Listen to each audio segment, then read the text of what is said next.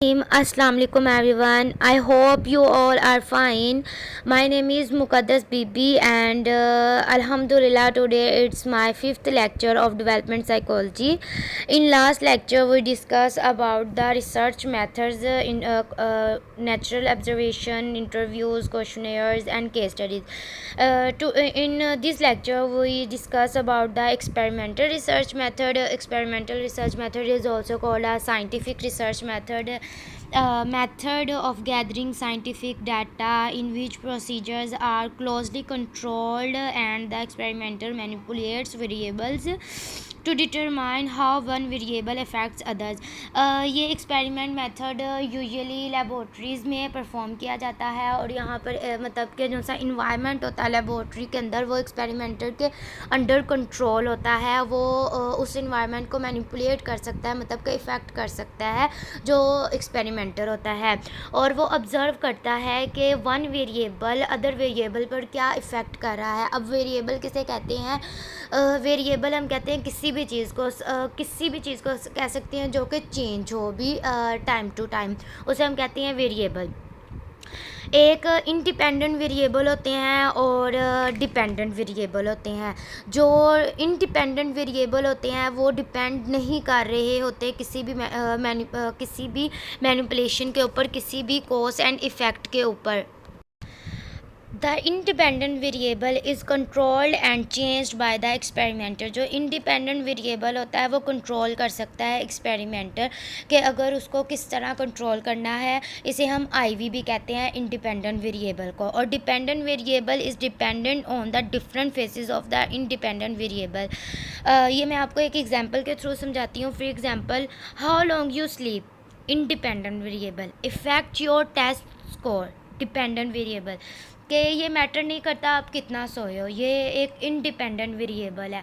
लेकिन आपके सोने की वजह से आपकी प्रेपरेशन नहीं हुई, आपने अपना टाइम वेस्ट कर दिया जिसकी वजह से आपके टेस्ट में नंबर कम आए, आपके स्कोर कम आए। ये स्कोर इन द टेस्ट वो आपका एक डिपेंडेंट वेरिएबल था जो कि आपकी प्रेपरेशन पे डिपेंड कर रहा था कि अगर आप प्रेपरेशन कर लेते टेस्ट की तो आपके नंबर्स है जो से वो अच्छे आते, लेकिन आपने प्रेपरेशन नहीं की जिसकी वजह से आपके नंबर अच्छे नहीं आए। तो ये एक डिपेंडेंट आईवी डीवी इफ़ेक्ट हो गया। कोज है वो आईवी करता है और इफ़ेक्ट होता है डीवी। आईवी की वजह से डीवी में चेंजेस आते हैं, कि इंडिपेंडेंट वेरिएबल की वजह से डिपेंडेंट वेरिएबल में चेंजिंग्स आते हैं। और last research method standard testing.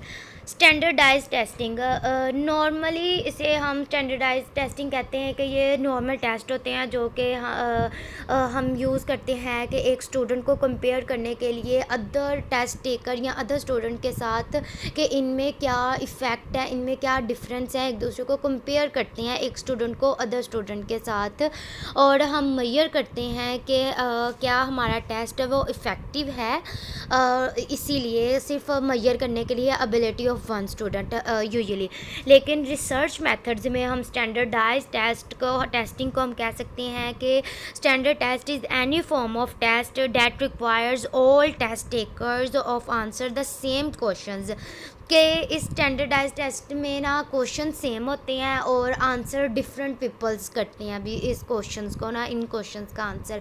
और स्टैंडर्डाइज टेस्ट को सेम क्वेश्चंस को दोबारा रिपीट करके अगेन एंड अगेन करके उसको कंफर्म किया जाता है कि जो इसका रिज़ल्ट आया है वो सेम रहे। अगर उन क्वेश्चंस का रिज़ल्ट सेम आता है, फॉर एग्जांपल अगर आपके पास एक क्वेश्चन है कि मेन कॉज ऑफ डिप्रेशन क्या है, तो ज़्यादातर आपका हर दफ़ा आपका आंसर यही आया है कि डिप्रेशन का कॉज है